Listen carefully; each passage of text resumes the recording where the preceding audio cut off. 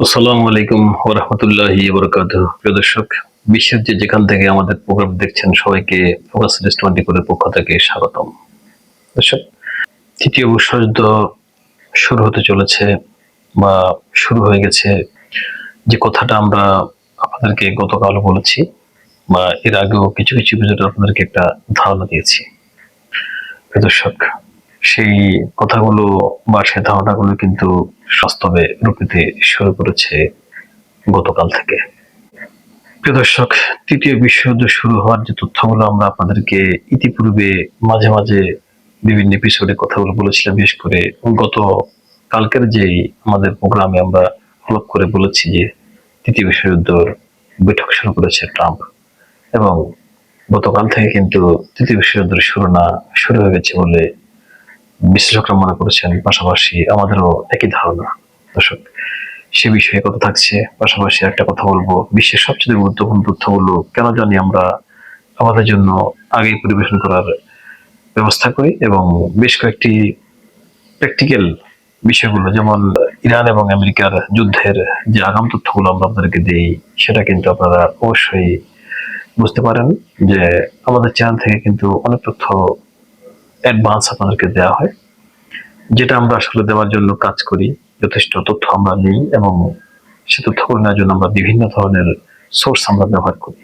দর্শক, আশা করবো আমাদের চ্যানেলটি আপনারা সাবস্ক্রাইব করবেন এবং বেল আইকনটি বাজিয়ে দিবেন, যাতে আমাদের তথ্যগুলি আরো মানুষের কাছে দ্রুত পৌঁছে যায় এবং আমাদের এই কথাগুলো জানে মানুষের কিছুটা হলেও উপকার লাগে, সেই সহযোগিতাটাই আমরা আপনাদের কাছে কামনা করছি। তো দর্শক, এবার শুরু করছি মূল আলোচনায়। প্রথমে আমরা চলে যাবো সৌদি আরব প্রসঙ্গে।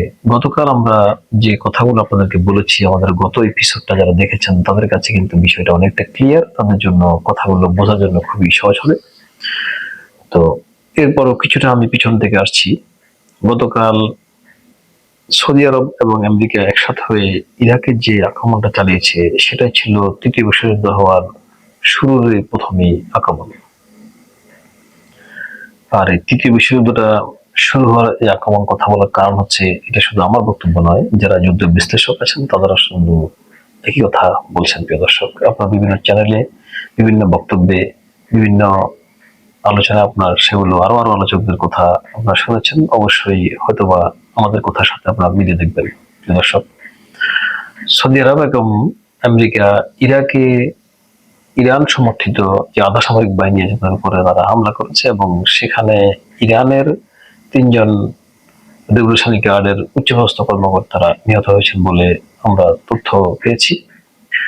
পাশাপাশি এর আগের দিন মঙ্গলবার আমেরিকান সময় সকাল 11টা 45 মিনিটে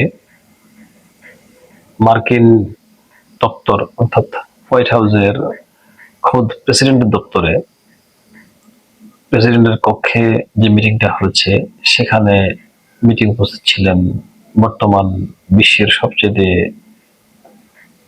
কুচক্রী যে লোকটাকে বলা হয় অনেক বিভিন্ন রকমের তকমা দিয়ে বিভিন্ন দেশে, যাকে যুদ্ধবাজ নেতা হিসেবে ধারণা করা হয়, সেই ডোনাল্ড ট্রাম্পের অত্যন্ত সহযোগী, রক্তপিপাসু যার উপাধি সেই নেতা কাকু, এবং আরেকজন বিশেষ করে ডোনাল্ড ট্রাম্পের মদতপুষ্ট এবং নেটো মদতপুষ্ট রাষ্ট্রপ্রধান আছেন, যিনি ইউক্রেনের ভলোদিমির জেলেনস্কি, এবং খোদ ডোনাল্ড ট্রাম্প নিজেই উপস্থিত ছিলেন। এবং ডোনাল্ড ট্রাম্পের সেই প্রেসিডেন্টের পক্ষে নিশ্চিত নিরাপত্তার মধ্যে তারা সেখানে মিটিং করেছেন। পরবর্তীতে জানা যায় সে মিটিং আরো উপস্থিত ছিলেন ডোনাল্ড ট্রাম্পের যুদ্ধমন্ত্রী পিট হ্যাকসন এবং আমেরিকার বর্তমান সেনাপ্রধান, যিনি সারা পৃথিবীতে আমেরিকার বাহিনীদের নেতৃত্ব দিচ্ছেন।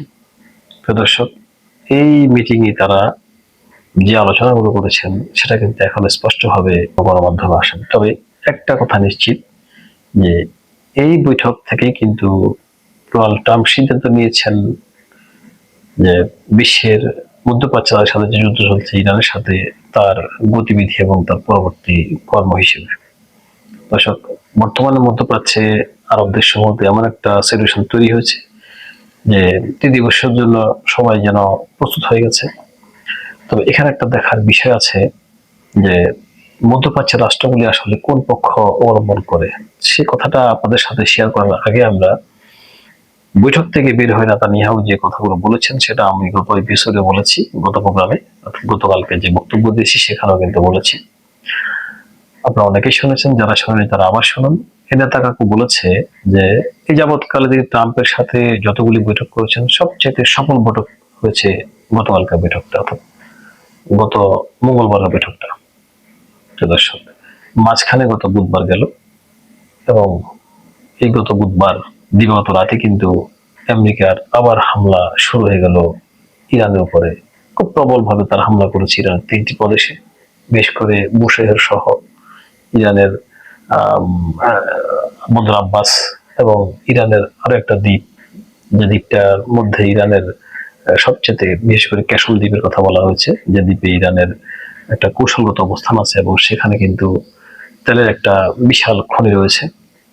তো সেদিকেও কিন্তু যথেষ্ট আক্রমণ করা হয়েছে আমেরিকার পক্ষ থেকে। আসলে যথেষ্ট বলে না, পর্যায়ক্রমে এমন ভাবে বর্ষণ করা হয়েছে এই সমস্ত অঞ্চলগুলোতে, ইরানের প্রায় 17টি স্পটে,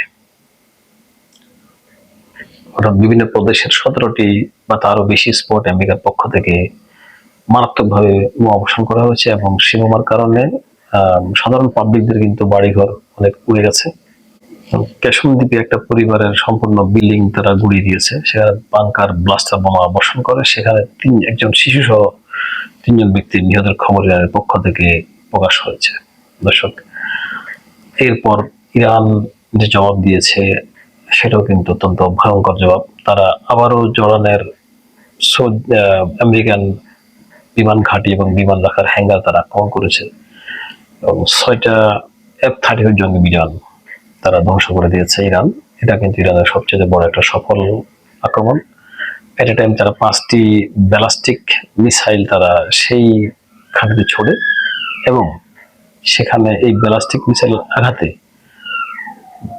আমেরিকার যে F-35 এর অনেকগুলি হ্যাঙ্গার ছিল সেই হ্যাঙ্গারগুলো ধ্বংস হয়ে যায় এবং সরাসরি 3টি F-35 জঙ্গি বিমান ধ্বংস হয়ে যায় এবং তাদের কাছাকাছি থাকা আরো 3টি জঙ্গি বিমান, F-35 যে বিমানটা বিশ্বের সবচেয়ে এখন নাম করা বিমান, সেগুলো কিন্তু টোটালি ধ্বংস হয়ে যায়। প্রিয় দর্শক, এরপর পর ইরান আরো ঘোষণা দেয় যে তারা আজকে রাত্রে, বিশেষ করে এই বৃহস্পতিবার দিবাগত রাত, বুধবার দিবাগত রাতে হামলা চালিয়েছে আমেরিকা এবং বৃহস্পতিবার দিনের বেলা অর্থাৎ ভোরবেলায় কিন্তু ইরান এই হামলা চালায় জর্ডানে।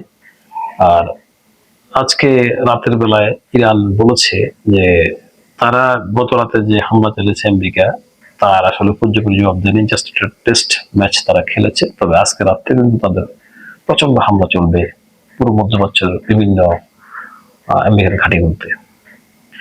দর্শক, এখানে একটা বিষয় আমরা যোগ করি, তা হলো যে সৌদির বিষয়ে, যে সৌদি আরবের ইরানের সাথে যে এখন সরাসরি ভূখণ্ড আক্রমণ না করে ইরাকের আক্রমণ করে যে ইরানের সাথে এই যুদ্ধে প্রবেশ করেছে, এরপর পর কিন্তু হুতিরা সৌদির উপরে এমন ভাবে চড়াও হয়েছে যে বাবুল মান্দাব দিয়ে সৌদির আর কোনো তেলবাহী জাহাজ বা কোনো বাণিজ্য জাহাজ সেখান থেকে আর অতিবাহিত হতে পারছে না। এদিকে পারস্য সাগর দিয়ে আরেকটা সৌদি আরবের বাণিজ্যিক রুট ছিল, সে রুটটাও কিন্তু হরুজ পাড়া দিয়ে ইরান বন্ধ করে দিয়েছে। এরপর ইরানের সৌদি আরব আরেকটা তেল পাইপ ছিল যেখানে প্রতিদিন প্রায় 70 লক্ষ ব্যারেল তেল ওই পাইপ দিয়ে তারা রপ্তানি করতো, সেটাকে ইস্ট ওয়েস্ট পাইপ বলা হয়। সেইভাবেও কিন্তু ড্রোন হামলা সেটা বন্ধ হয়ে গেছে, ধ্বংস হয়ে গেছে। এটা আজকের খবর বলছি, বিশেষ করে আজকের তথ্যটা আপনাদেরকে আমরা দিচ্ছি। এরপর সৌদি আরবের আরেকটি বন্দর আছে, সেটাকে ইয়াঙ্গুন বন্দর বলা হয়।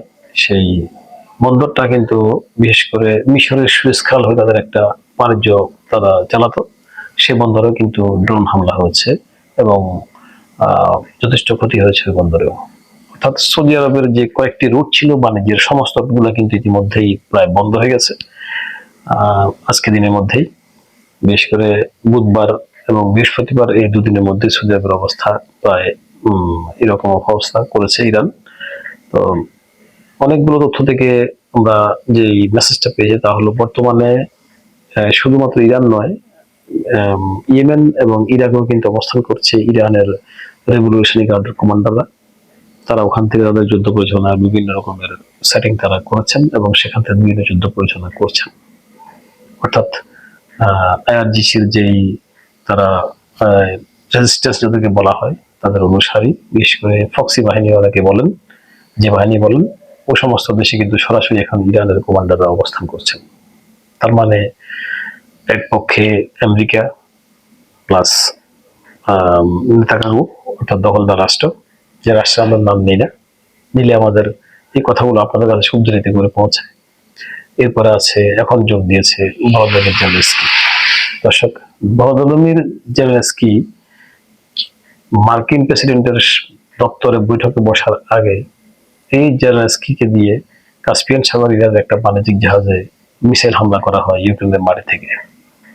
সেটা আমরা আপনাদেরকে এর আগে কথা বলেছি, এই বিষয়ে এখন লম্বা কথা বলবো না, শুধু একটা বলি, এই ভলোদিমির জেলেনস্কি ইরানের সাথে সরাসরি যুদ্ধে অংশগ্রহণ করেছে নিজ থেকে। তিনি এই ইউক্রেন সরাসরি ইরানের একটা বাণিজ্যিক জাহাজে হামলা করেছে কাস্পিয়ান সাগরে। এই হামলার মধ্যে দিয়ে কিন্তু ইউক্রেনের এই যুদ্ধে প্রবেশ, আর ইউক্রেনের যুদ্ধে প্রবেশ মানে পুরো ইউরোপ অর্থাৎ ন্যাটো রাষ্ট্র এই যুদ্ধে প্রবেশ করা। কারণ ইউক্রেনকে সমস্ত অর্থ সহযোগিতা এবং অস্ত্র সহযোগিতা সবকিছু হয়ে দিচ্ছে কিন্তু এই ন্যাটো। আর এই ন্যাটোর প্রধান হচ্ছে আমেরিকা। আমেরিকার নেতৃত্বে কিন্তু এতদিন পর্যন্ত ইউক্রেনকে রাশিয়ার সাথে যুদ্ধে লিপ্ত রাখা হয়েছে এবং এই যুদ্ধ এখনো চলমান। ইউক্রেনের বিষয়ে আপনাদের জাস্ট একটা আমরা 1 মিনিট ধারণা দিই। ইউক্রেন গত 3.5 বছরের যুদ্ধে রাশিয়ার সাথে তারা প্রায় 17,000 ড্রোন হামলা করেছে রাশিয়াতে, এবং প্রায় রাশিয়ার 211টির মতো জাহাজ তারা হামলা করেছে তাদের মিসাইল দিয়ে, এবং রাশিয়ার প্রায় 100 অধিক তেল রিফাইনারি সেন্টার তারা হামলা করেছে। দর্শক, এবার ভাবুন যে ইউক্রেন রাশিয়াতে কি ধরনের তাণ্ডব চালিয়েছে। বিপরীতে রাশিয়াও ইউক্রেনকে যথেষ্ট ক্ষয়ক্ষতি করেছে এবং জবাব দিয়েছে, এটা সত্য, এবং ইউক্রেনের অবস্থা খুব নাজেহাল করে দিয়েছে রাশিয়া। রাশিয়া ইউক্রেনে যে ড্রোনগুলি হামলা করেছে, প্রায় 8,000-এর উপরে রাশিয়া খুব কার্যকর হামলা করেছে, তার মধ্যে 5,000 হামলা করেছে কিন্তু ইরানের শাহেদ ড্রোন দিয়ে। আর বিপরীতে ইউক্রেন ড্রোন দিয়ে যে হামলা করেছে রাশিয়া, যদিও রাশিয়ার মতো দক্ষতা ইউক্রেন করতে পারেনি, তারপরও ইউক্রেনের যে হামলা, সে হামলা ছিল 17,000-এর বা তার চেয়ে একটু বেশি। আর রাশিয়া যে হামলা করেছে তার মধ্যে 5,000 কতটি হামলা কিন্তু ইরানের শাহেদ ড্রোন দিয়ে করেছে, এবং সেই হামলাগুলো কিন্তু খুবই কার্যকর এবং খুব ফলপ্রসূ হামলা ছিল রাশিয়ার। এছাড়াও রাশিয়ার কাছে বিভিন্ন ভেরিয়েন্টের মিসাইল আছে। আপনারা বিভিন্ন নিউজে দেখেছেন যে ইউক্রেনকে উপযুক্ত শাস্তি দেওয়ার জন্য রাশিয়া তাদের মিসাইলগুলি বিভিন্ন সময় ব্যবহার করেছে। এরপরও আজ পর্যন্ত ইউক্রেন কিন্তু দমেনি। কি কারণে? তার কারণটা কি দর্শক? সে প্রশ্নের উত্তর আপনাদের কাছে জানা আছে, আমি আর সেদিকে ব্যাখ্যা করব না। কারণ ইউক্রেনের পেছনে ন্যাটো এবং আমেরিকা এখন পর্যন্ত তারা ওই রসদ তাদেরকে সাপ্লাই দিয়ে যাচ্ছে এবং যাবতীয় সহায়তা করছে, যার কারণে এই যুদ্ধটা রাশিয়ার সাথে ইউক্রেন এখনো পর্যন্ত চালিয়ে দিতে পারছে। তার মানে আসলে এটা ইউক্রেন নয়, যুদ্ধ করছে ন্যাটো আর বিপরীতে রাশিয়া। সেই ন্যাটো কিন্তু ফায়ার করেছে ইরানের জাহাজে। অর্থাৎ ন্যাটো ইউক্রেন রাশিয়ার যুদ্ধটাকে এখন ইরানের যুদ্ধের সাথে একসাথে করে দিয়েছে। তাহলে একটা পক্ষ কিন্তু আমাদের সাথে সামনে ক্লিয়ার। প্রিয় দর্শক, আমার মনে হয় তখনে হিসেবটা কষে নিয়েছেন। আর আরেকটা পক্ষ হচ্ছে ইরান, রাশিয়া, আর পিছনে আছে চীন। প্রশ্ন আসছে এখন, মধ্যপ্রাচ্যের দেশগুলি যাবে কই? আক্রান্ত তারা হচ্ছে। দর্শক, আমরা অতীতের যে যুদ্ধগুলি হয়েছে, বিশ্বযুদ্ধ, 1914 সালের যুদ্ধ, 1943 সালের যুদ্ধ, এই সমস্ত যুদ্ধগুলো আমরা বিশ্লেষণ করি, তখন দেখা যায় যে পৃথিবীর অনেকগুলি রাষ্ট্র আছে যারা প্রথমে কাউকে সমর্থন করে না, কিন্তু যুদ্ধ চলমান অবস্থা যখন দেখে যে কার পাল্লা ভারী, হঠাৎ করে তাদের পিছনে তারা কাতার হয়ে দাঁড়িয়ে যায়, তাদেরকে সমর্থন করে। মধ্যপ্রাচ্য হয়তো বা এই ধরনের ঘটনা ঘটতে পারে, সে বিষয়ে অবশ্যই আমাদের দৃষ্টি রয়েছে, এবং হয়তোবা ওদিকেই যেতে পারে এ ধরনের রাষ্ট্রগুলি। যখন দেখবে যে কারো পাল্লা ভারী, তখন হুট করে তারা তাদের দিকে স্লোগান দিবে, এটাই হয়তো বা ধারণা করছে। তবে আরব গালফের যে আরেকটা ঘুমন্ত দানব বলে মিশরকে বলা হয়, সে মিশরের কিন্তু আহ আজকে আক্রমণ করা হয়েছে। সে মিশর আক্রমণ হয়েছে মিশর একটা বন্দরে, যে বন্দরে আমেরিকার জাহাজে এলএনজি পরিবহন করা হচ্ছিল, ঠিক সেই আমেরিকান জাহাজে হামলা করা হয়েছে বন্দরের মধ্যে। তার প্রতি উত্তরে কিন্তু মিশর এখনো কোনো তাদের আনসার বা কোনো অ্যাকশন নেয়নি। তবে এই হামলা কারা করেছে সে বিষয়ে কিন্তু এখন কোনো তথ্য গণমাধ্যমে আসেনি। ধারণা করা হচ্ছে এই হামলাটা হয়তো ইরানই করেছে, যদিও ইরান এখনো কোনো কথা এই বিষয়ে বলেনি। ইরানের এই হামলার মধ্যে দিয়ে আরেকটা বিষয় প্রকাশ হলো, তা হলো ইরান এতদিন যে তাদের রক্ষণশীল হামলা তারা করেছে, অর্থাৎ আমেরিকা হামলা করলে ইরান তার জবাব দিয়েছে, ইরান কিন্তু সেই বিষয় থেকে এখন বেরিয়ে এসেছে। ইরান সরাসরি হামলা করছে, আমেরিকা হামলা করুক বা না করুক। তার প্রমাণ হলো জর্ডানে হামলা গত মঙ্গলবারের, যে আমেরিকা যখন বৈঠক করছে ঠিক তখনই কিন্তু জর্ডান ইরান হামলা করেছে। সে হামলার আগে আমেরিকা কোনো হামলা করেনি, বিগত দুদিন কিন্তু হামলা বন্ধ ছিল। এই বন্ধ হামলার মধ্যে ইরান প্রথম হামলা করে জর্ডানে, অর্থাৎ ডোনাল্ড ট্রাম্প যে মিটিং করেছে ঠিক মিটিং শুরুর সময় তারা হামলা করেছে। তার মানে বোঝা যাচ্ছে যে আমেরিকা কি করছে না করছে, কোথায় মিটিং করছে, সব বিষয়ে কিন্তু ইরানের নখদর্পণে রয়েছে, সূক্ষ্ম দৃষ্টি রয়েছে।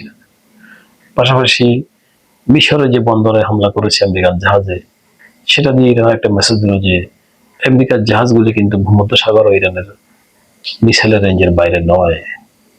সেখানে কিন্তু আমেরিকার জাহাজগুলিকে ইরান খুব সহজেই টার্গেটে পরিণত করতে পারে।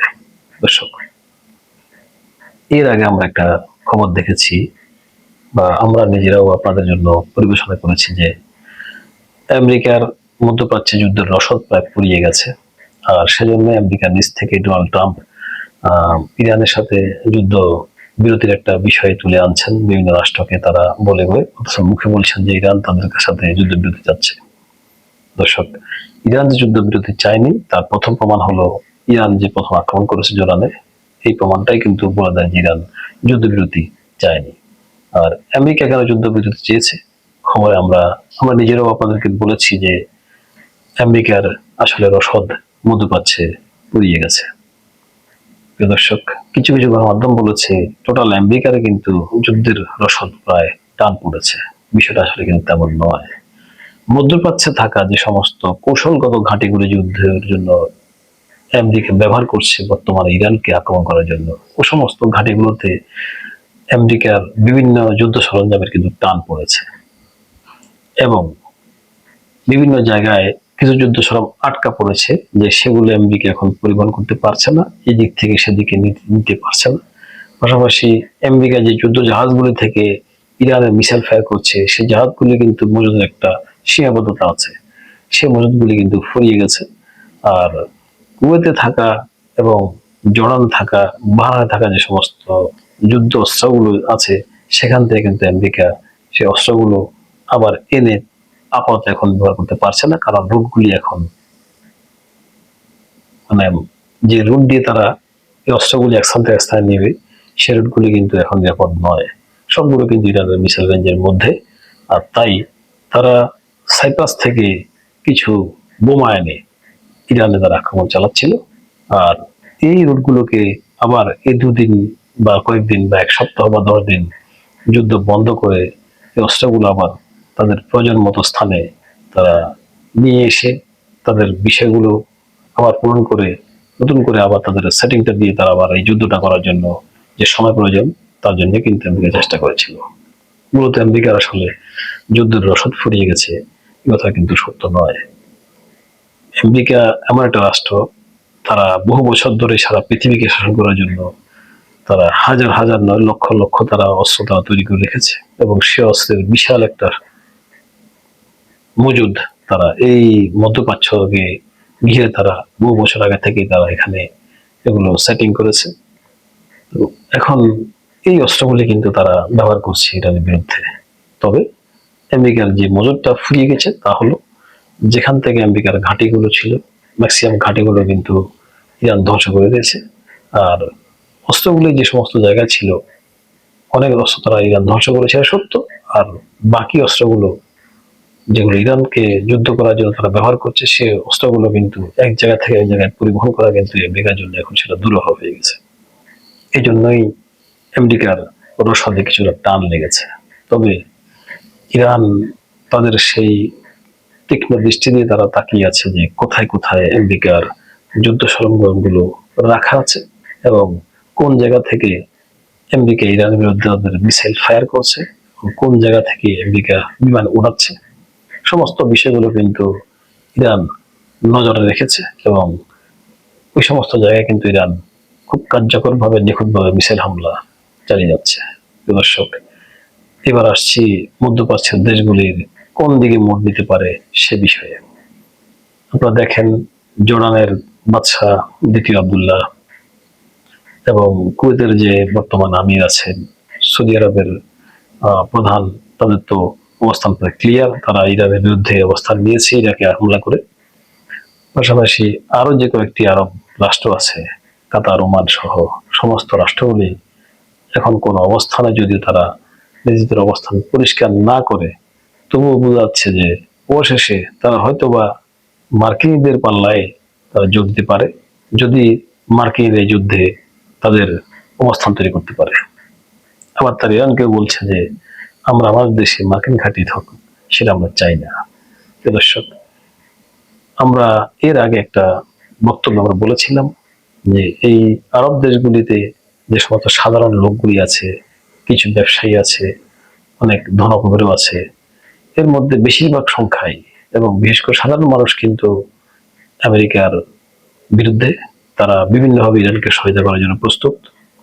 দেখেছেন যে ইরানি মিসাইল যখন তাদের দেশে আসে তখন তারা নারায়ে তাকবীর, আল্লাহু আকবার বলে ধ্বনি দেয় এবং তারা দেখছে যে নিজ দেশে ইরানের আক্রমণ হচ্ছে, ইরানের মিসাইল এসে সেখানে ধ্বংস করে, তবুও তারা কিন্তু ইরানের মিসাইলকে তারা স্বাগতম জানায় এই ধরনের তারা স্লোগান দিয়ে, নারায়ে তাকবীর, আল্লাহু আকবার দিয়ে। আর ইরানের কিন্তু মূল শক্তি হচ্ছে এখানে। ইরান মধ্যপ্রাচ্যের সমস্ত দেশগুলির সমস্ত তথ্যগুলি নেয় কিন্তু তারা সাধারণ জনগণ থেকে। এমনও প্রকাশ আছে যে মধ্যপ্রাচ্যের অনেক দেশের যে সমস্ত দেশের সেনাবাহিনী আছে, ওই সমস্ত সেনাবাহিনীরও বৃহৎ একটা অংশ বা অনেক সেনা সদস্য যারা ইরানকে সমর্থন করে, ইরানকে বিভিন্নভাবে তাদের খবর মেসেজ পাস করে সহায়তা করছে। দর্শক, এখন বিষয়টা আরেকটা হিসাবে এখানে তৈরি হতে পারে, তা হলো যদিও ভবিষ্যতে দেখা যাবে যে বিশ্ব হয়তো দুভাগে ভাগ হয়ে গেছে, মধ্যপ্রাচ্যের সরকার প্রধানগুলি হয়তো বা আমেরিকার পক্ষ নিতেও পারে, আমরা সঠিক করে বলছি না, যদি তারা আমেরিকার পক্ষ নিয়েও, তবুও দেখা যাবে যে আসলে ওই সরকার তাদের যে বাহিনী চলছে বা তাদের যে সাধারণ জনগণ আছে, সেই জনগণের দ্বারা তারা ওই সরকার হয়তো বা নিপীড়িত হতে পারে বা তাদের পথ চলে যেতে পারে, অথবা সেখানে সংগ্রাম হতে পারে, আন্দোলন, বিপ্লব তৈরি হতে পারে, সে বিপ্লব থেকে নতুন নেতা তৈরি হতে পারে, সে নেতা হয়তোবা সে লিডার হয়তোবা ইরানের পক্ষে কাজ করতে পারে। দর্শক, সমস্ত ভূখণ্ডেই অর্থাৎ মধ্যপ্রাচ্যের সমস্ত ভূখণ্ডে কিন্তু অনেক পরিবর্তনের আভাস চলে এসেছে।